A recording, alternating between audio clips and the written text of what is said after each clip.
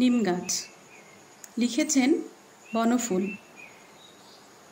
কেউ ছালটা ছাড়িয়ে নিয়ে সিদ্ধ করছে, পাতাগুলো ছিঁড়ে শিলে পিষছে কেউ, কেউ বা ভাজছে গরম তেলে, খোস দাঁত হাজা চুলকানিতে লাগাবে। চর্মরোগের অব্যর্থ মহৌষধ। কচি পাতাগুলো খায়ও অনেকে, এমনই কাঁচাই, কিংবা ভেজে বেগুন সহযোগে।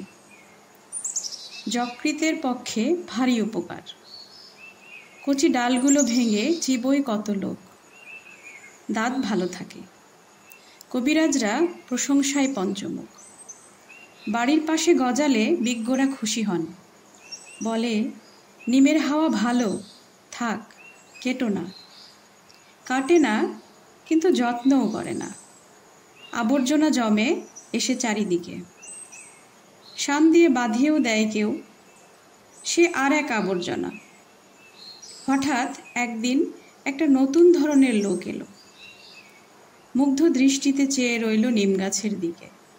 ছাল তুললে না, পাতা ছিঁড়লে না, ডাল ভাঙলে না, মুগ্ধ দৃষ্টিতে চেয়ে রইল শুধু।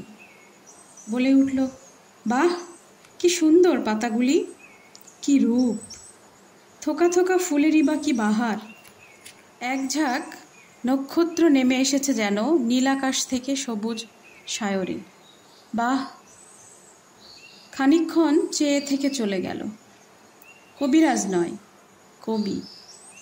নিম গাছটার ইচ্ছে করতে লাগলো লোকটার সঙ্গে চলে যায়, কিন্তু পারলে না। মাটির ভেতরে শিকড় অনেক দূর চলে গেছে। বাড়ির পেছনে আবর্জনার স্তূপের মধ্যেই দাঁড়িয়ে রইল সে।